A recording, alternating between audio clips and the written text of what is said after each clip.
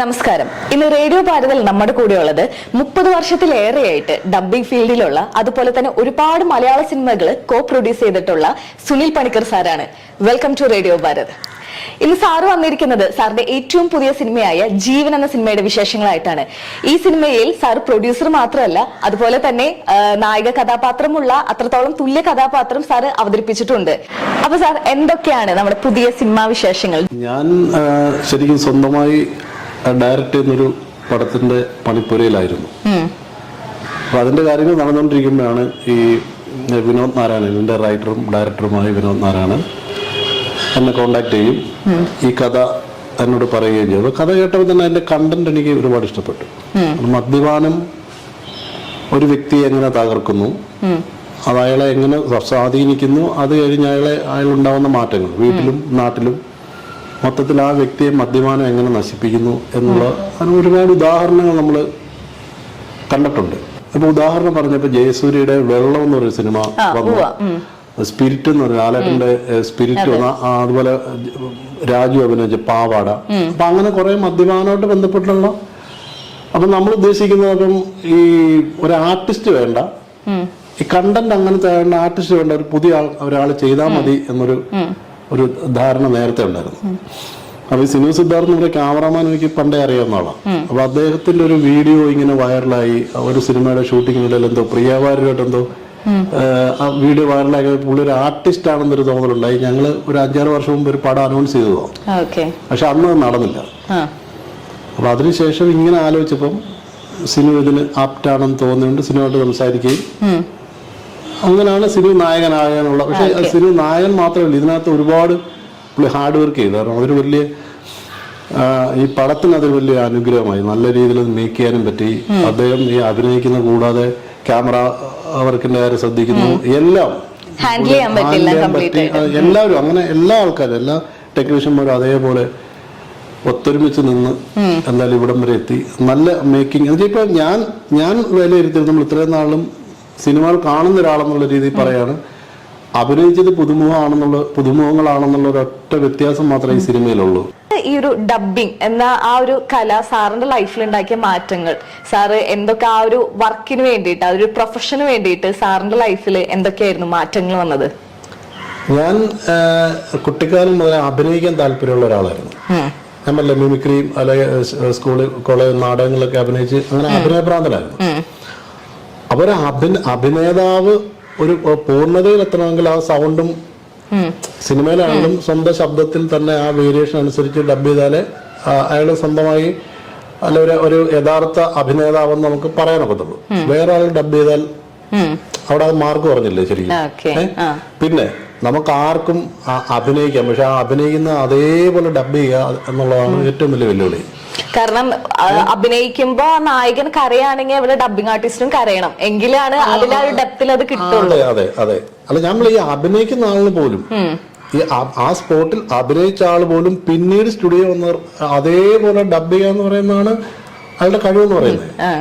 ഞാൻ പറയാം, അപ്പൊ അങ്ങനെ അഭിനയിക്കാൻ വന്ന് ഡബിങ് ആർട്ടിസ്റ്റ് ആയത് ഇത് ഭയങ്കരമായിട്ട് നമ്മുടെ മലയാള ഫിലിം ഇൻഡസ്ട്രിയിൽ ഒരു കോൺട്രവേഴ്സി തന്നെ ഉണ്ടാവുന്ന ഒരു കാര്യമാണ് ഓൺലൈൻ റിവ്യൂസ്. അതായത് ഓൺലൈൻ റിവ്യൂസിനോട് ഒരുപാട് സിനിമകൾ ഫെയിൽ ആവുന്നുണ്ട്. അതിനെ പറ്റി സാറിന് എന്താണ് പറയാനുള്ളത്? അങ്ങനെ ഓൺലൈൻ പ്രൊമോഷൻ കൊണ്ടോ അല്ലെങ്കിൽ അങ്ങനെ ഡീഗ്രേഡ് ചെയ്തുകൊണ്ടോ ഒരുപാട് നശിക്കുന്നു എനിക്ക് തോന്നുന്നില്ല. എനിക്ക് അങ്ങനെ ഒരു ഇതില്ല, ഒരു അഭിപ്രായമില്ല. ഓക്കെ, സാറിന് എന്താണ് ഇനി ഫ്യൂച്ചർ വർക്ക്സ്, ഇനി ബാക്കി കാര്യങ്ങളും പരിപാടികളൊക്കെ എന്താണ് ഇനി അങ്ങോട്ട്? നമുക്ക് സിനിമ ഫീൽഡിൽ ഏതൊക്കെ വേഷങ്ങളിൽ നമുക്ക് സാറിനെ പ്രതീക്ഷിക്കാം? അല്ല, ഞാൻ പറഞ്ഞില്ലേ ആദ്യ കഥ പറയാൻ വന്നപ്പോൾ ഞാൻ എന്റെ സ്വന്തം സംവിധാന സംരംഭത്തിൽ ആയിരുന്നു, അതിന്റെ സ്ക്രിപ്റ്റ് വർക്കുകളൊക്കെ ആയിരുന്നു പറഞ്ഞല്ലോ. ഇനി അടുത്തൊരു പടം സംവിധാനം ചെയ്യാനുള്ള ഒരുക്കത്തിലാണ്. അതിനു മുമ്പ് റോബിൻ തിരുമല രചന സംവിധാനം നിർവഹിക്കുന്ന സിദ്ധാർത്ഥ് എന്ന് പറഞ്ഞൊരു മൂവി പ്രൊഡ്യൂസ് ചെയ്യുന്നുണ്ട്. അതിലെ കാര്യങ്ങൾ നടന്നുകൊണ്ടിരിക്കുന്നു. അത് എപ്പോഴത്തേക്കെന്നുള്ളത് അടുത്ത വർഷം പകുതിയോടെ എന്തായാലും അത് നടക്കും. ഡിസ്കഷൻ കാര്യങ്ങൾ നടക്കുന്നു. എന്റെ സ്ക്രിപ്റ്റ് വർക്ക് ഏകദേശം പൂർത്തിയായി, ആർട്ടിസ്റ്റുകളെ കണ്ടു. സാർ, ജീവൻ മൂവി നമ്മുടെ പ്രേക്ഷകർക്ക് എന്ത് മെസ്സേജ് ആണ് കൊടുക്കുന്നത്? അതായത് ഈ മൂവി നമ്മുടെ പ്രേക്ഷകർ തിയേറ്ററിൽ പോയി കാണണം എന്ന് നമ്മൾ പറയുമ്പോൾ എന്താണ് ഈ സിനിമയിലൂടെ നമ്മുടെ പ്രേക്ഷകരുടെ അടുത്ത് പറയാനായിട്ട് ഉദ്ദേശിക്കുന്നത്? ശരിക്കും മെസ്സേജ് എന്നല്ല ഇതിന് പറയേണ്ട, ഒരു നേർക്കാഴ്ചയാണ്. ഒരു മദ്യപാനം കൊണ്ടാകുന്ന അയാളുടെ ജീവിതത്തിൽ സംഭവിക്കുന്ന കാര്യങ്ങൾ, കുടുംബങ്ങൾ എല്ലാം നഷ്ടപ്പെടുന്നു, സൗഹൃദം നഷ്ടപ്പെടുന്നു. അങ്ങനെ ഇപ്പൊ ഒരു വ്യക്തിയെ മദ്യപാനം കൊണ്ടുണ്ടാക്കുന്ന ഉണ്ടാക്കുന്ന കുഴപ്പങ്ങൾ, അതിന്റെ ഒരു നേർക്കാഴ്ച എന്നാ പറയുന്നത്. അതിന്റെ ഒരു മെസ്സേജ് ആയിട്ട് നിങ്ങൾ ആരും കുടിക്കരുത് എന്നുള്ളൊരു മെസ്സേജ് ആയിട്ടൊന്നും ഇല്ല.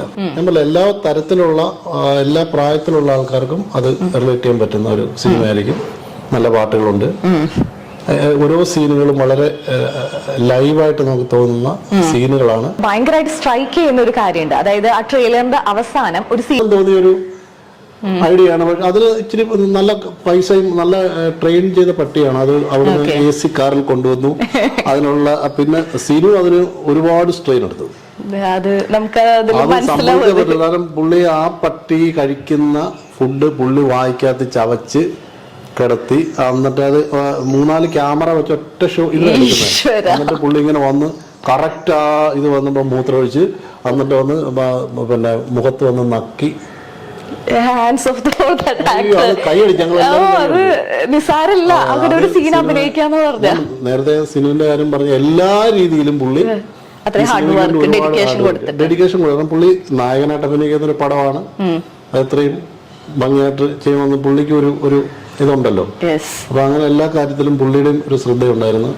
ഡയറക്ടർക്കും പുള്ളിയുടെ ജോലി എളുപ്പമായി. എന്തായാലും ഇതുവരെയും ഒരു തടസ്സങ്ങളും ഇല്ലാതെ ഇവിടം വരെ എത്തി. സെൻസറിങ് എല്ലാം കഴിഞ്ഞു.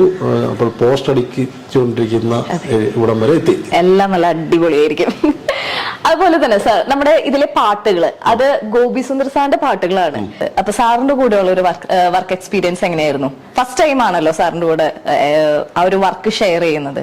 അതിനെ പറ്റിയുള്ള എക്സ്പീരിയൻസ് എന്തായിരുന്നു? പ്രതീക്ഷിച്ചതിലും അപ്പുറം ആറാറായാലും പാട്ടായാലും അതിഗംഭീരമായിട്ട് ചെയ്തു. കള്ളുപാട്ട് എന്ന് വെച്ചാൽ ഇതുവരെ നമ്മൾ സ്ഥിരം കേൾക്കുന്ന കള്ളുപാട്ടിൽ നിന്നും വ്യത്യസ്ത. ശിവചേട്ടൻ വളരെ രസകരമായി, ശിവ ചക്രവർത്തി അദ്ദേഹം അത് നല്ല രീതിയിൽ അത് എഴുതി. ഇവര് തമ്മിലുള്ള ഡിസ്കഷനൊക്കെ ഞാനും പങ്കാളിയാകാറുണ്ട്. അഭിപ്രായങ്ങൾ അങ്ങോട്ടും ഇട്ടും പറയാം. അങ്ങനെ എന്തായാലും 3 പാട്ടും വളരെ നല്ല. അതിൽ ലവ് സോങ് ആണെങ്കിലും അതുപോലെ തന്നെ കള്ളുപാട്ടിലത്തെ വിഷ്വൽസും അതുപോലെ തന്നെ ഒരു അത്രയും വെറൈറ്റിയോട് കൂടി എടുത്തായിട്ടാണ്. അത് ശരിക്കും സമയത്ത് തന്നെ ചെയ്ത്. കള്ളുപാട്ട് തന്നെ 4-5 ദിവസം എടുത്ത ചിത്രീകരിച്ചു. നന്നായിട്ട് വന്നിട്ടുണ്ട്. പാട്ടുകളെല്ലാം നന്നായിട്ടുണ്ട്. സത്യം ഓഡിയോസ് ആണ് അത് റൈറ്റ്സ് എടുത്ത്. സത്യം ഓഡിയോസ്. അപ്പോ നമ്മുടെ റേഡിയോ ഭാരതാണ് ജീവൻ മൂവിയുടെ ഒരു ഓഡിയോ പാർട്ട്ണറായിട്ട് വരുന്നത്. അപ്പൊ അതിൽ ഒരുപാട് സന്തോഷം. അതുപോലെ തന്നെ നമ്മുടെ ഫാമിലിയിലെ ഒരു അംഗമായ സുനിൽ പണിക്കർ സാർ തന്നെ ഇപ്പൊ ഉയരങ്ങളിൽ നിന്ന് ഉയരങ്ങളിലേക്ക് ചേക്കേറിക്കൊണ്ടിരിക്കുകയാണ്. ഇനിയും ഒട്ടനവധി അഭിനയിക്കാനും അതുപോലെ തന്നെ പ്രൊഡ്യൂസ് ചെയ്യാനും സംവിധാനം ചെയ്യാനും ഒട്ടേറെ സിനിമകളും നമ്മുടെ ഫിലിം ഇൻഡസ്ട്രിയിൽ തന്നെ ഒരു സ്റ്റാറായിട്ട് സാറ് മാറണം എന്നാണ് ഞങ്ങൾക്ക് എല്ലാവർക്കും ആഗ്രഹം. അത് സംഭവിക്കട്ടെ. Thank you sir. ഓക്കെ. എനിക്ക് റേഡിയോ ഭാരതിനോട് നന്ദിയുണ്ട്. ഇത്രയും ജീവൻ സിനിമയ്ക്ക് പ്രൊമോഷൻ കൊടുത്തതിനും എന്റെ പാർട്ണറായി വന്നതിനും ഒരുപാട് നന്ദിയുണ്ട്. Thank you sir. Thank you so much.